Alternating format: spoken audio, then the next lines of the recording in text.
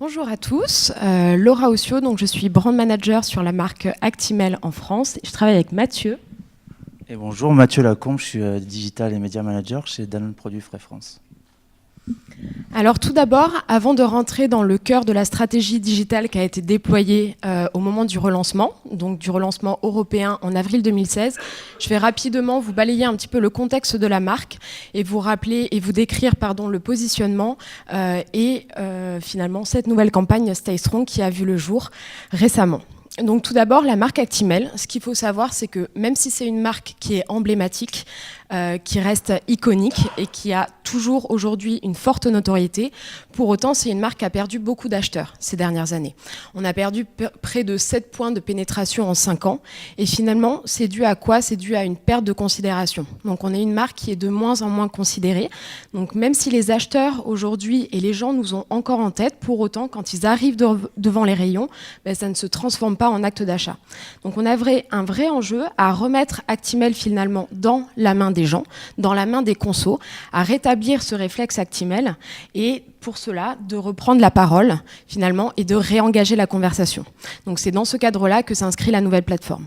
En parallèle, et c'est d'autant plus vrai en France, Actimel avait un vrai enjeu à venir faire évoluer le positionnement. Parce que historiquement, on communiquait essentiellement sur les bénéfices du produit, donc sur ce qu'est le produit et ce que fait le produit, supporter le bon fonctionnement du système immunitaire. Mais on avait un enjeu à sortir un petit peu de tout ça, qui a été sujet à polémique aussi, et aller davantage vers une communication émotionnelle.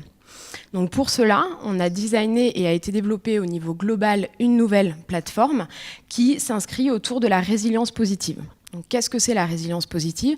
Finalement, c'est quand on fait face un petit peu à ces petits moments, ces petits tracas, ces petits coups de stress du quotidien, c'est se rappeler qu'on est plus fort qu'on ne le pense et aller de l'avant. Et c'est ce qu'incarne aujourd'hui la nouvelle signature Stay Strong, qui du coup a été mis en place à partir d'avril et qui incarne ce nouveau positionnement. Et c'est le nouveau rôle qu'on a donné dans le cadre de cette campagne à Actimel. C'est-à-dire qu'Actimel est passé d'un rôle beaucoup plus moralisateur à un rôle finalement de coach, d'accompagnateur et rappeler aux gens qu'ils sont plus forts qu'ils ne le pensent. Donc voilà, un nouveau positionnement autour de cette résilience positive.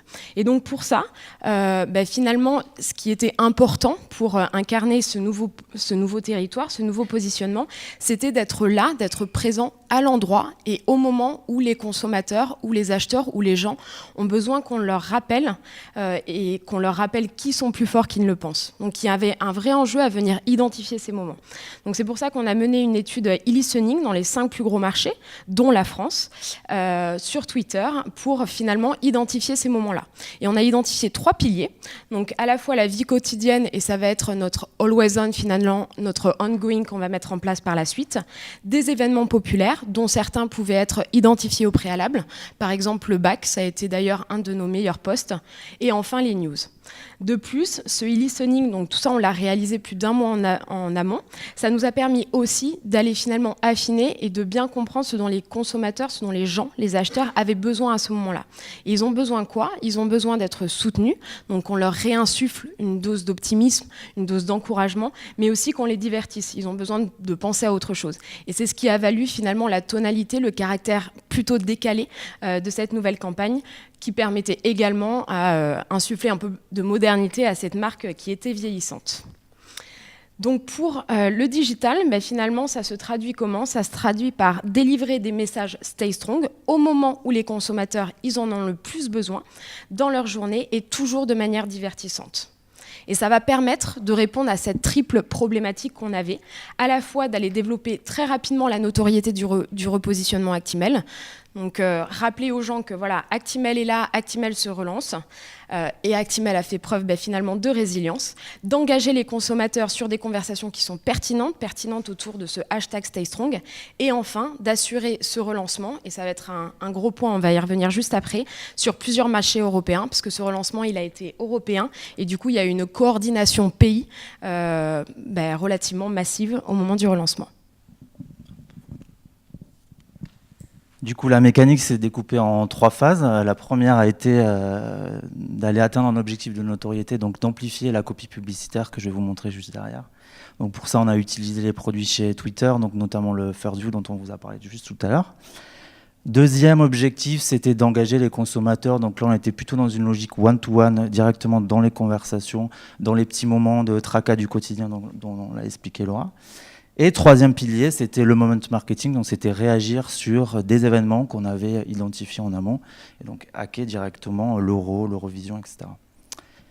Donc on a voilà, un peu un phasing en 3 temps, je vous l'ai dit, la copie publicité dans une logique multiscreen, donc exposer le consommateur à nos nouvelles plateformes de communication, les conversations sur la partie engagement et les événements live en Moments Marketing à partir de mi-mai. Du coup, sur le lancement, je vais vous montrer peut-être d'abord la copie télé, je ne sais pas si vous vous en souvenez. Avec Actimel, quoi que ta journée te réserve, ne lâche rien.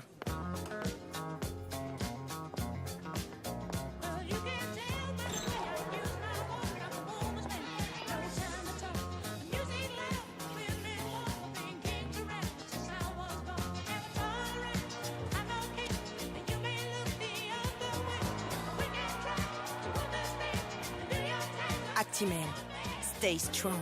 Du coup, un first view, c'est ce que je disais. Donc, on a acheté un trending topic le 9 novembre. En fait, on était plusieurs pays à le faire, dont la France. Donc, on a généré plus de 3 millions de contacts sur la journée. On a fait à peu près 350 000 vues sur la copie. Donc, c'était une première pour Danone Produits Frais France. Et je crois une des premières au niveau secteur FMCG. Donc, il a plutôt bien fonctionné. Deuxième pilier, c'était engager donc, les consommateurs sur une logique de one-to-one directement dans les conversations sur la plateforme Twitter. Du coup, là-dessus, on s'est appuyé une nouvelle fois sur tout le e-listening qu'on avait mené avec l'Influence et on a capitalisé sur un asset qu'on avait développé au niveau global. En fait, on a constitué un groupe de musique, les Stay Strong Brothers, je vais vous montrer derrière quelques vidéos, qui étaient constitués de musiciens de un peu tous les pays, en tout cas les pays qui activaient la plateforme. Donc il y a eu 14 pays et en fait on s'est basé sur l'étude pour générer des petites vidéos en rapport avec les petits tracas du quotidien. Donc comme ça ils ont généré des petites musiques sur la positive résilience et c'est ces formats-là, ces vidéos-là qu'on a ensuite utilisées directement dans les conversations avec les consommateurs. Donc voilà, pour la France, on avait identifié les transports en commun, on a identifié les matins difficiles, l'euro, etc. Je vais vous montrer un exemple sur le UK, je crois.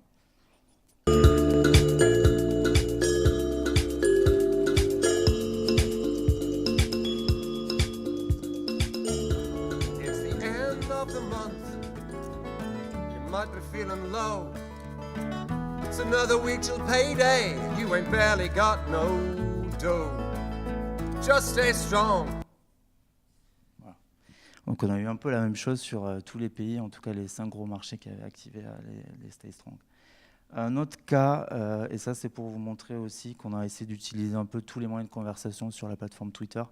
Donc on sait que les emojis, c'est une des choses qui fonctionne le mieux aussi sur la plateforme.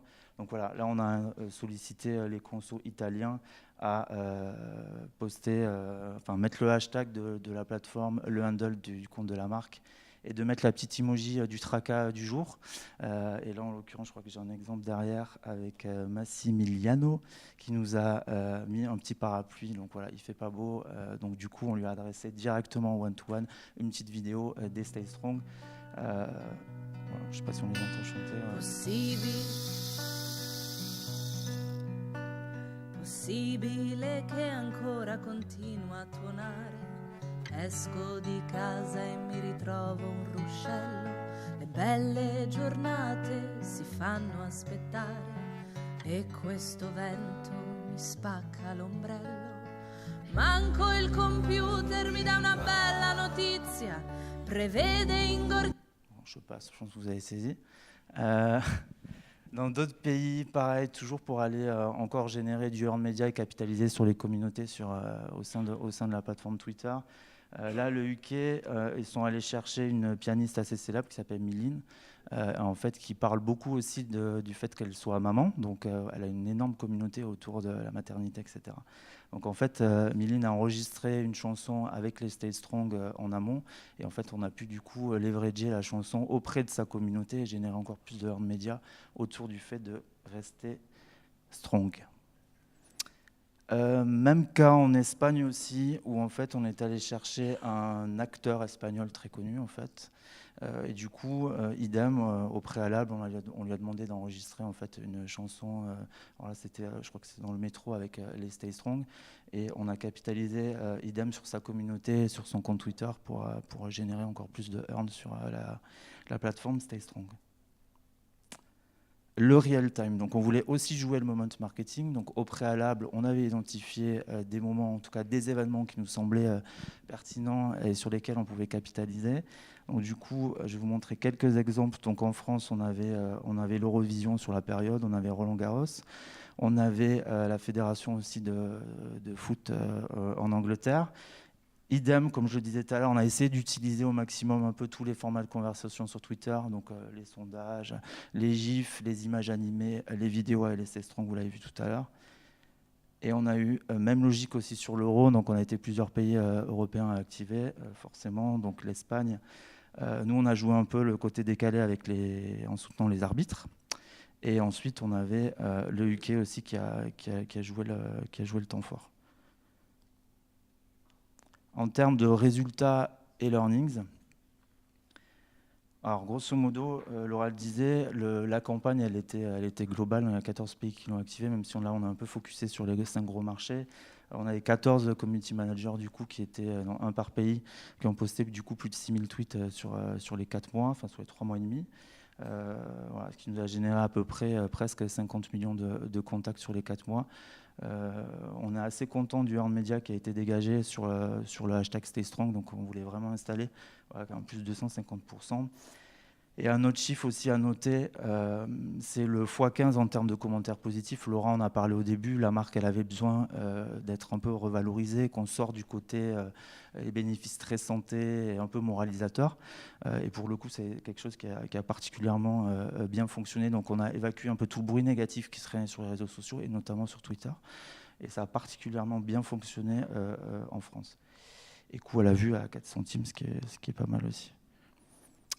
Et en termes d'enseignement, en fait, on se met dans une position assez humble par rapport à ce case, parce que voilà, Danone n'est pas habitué, enfin si on sort Evian, chez Danone Produits Frais France, on était assez nouveau, et notamment sur Actimel, sur les activations digitales, et particulièrement sur les réseaux sociaux.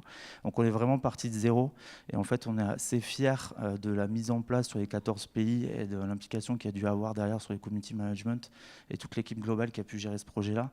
Et en fait, ces 4 piliers que vous voyez à l'écran, en fait, vraiment, on veut continuer à capitaliser dessus. Donc, le e-listening nous a beaucoup aidé avec Linkfluence qui a fait un bon boulot là-dessus pour identifier justement les petits tracas du quotidien et monter la campagne derrière. Toute la logique d'amplification, ça, on le faisait un peu déjà aussi, des logiques de télé, vidéo online. Donc là, on poursuit aussi sur Twitter. La logique one-to-one, ça aussi hyper important, elle est engager directement le consommateur dans ses conversations. Et le real time, donc identifier les moments en amont et essayer de hacker, même si il y a beaucoup de marques qui communiquent sur ces différents événements, essayer de hacker les événements d'une manière un peu détournée, notamment pour cette campagne Actimel.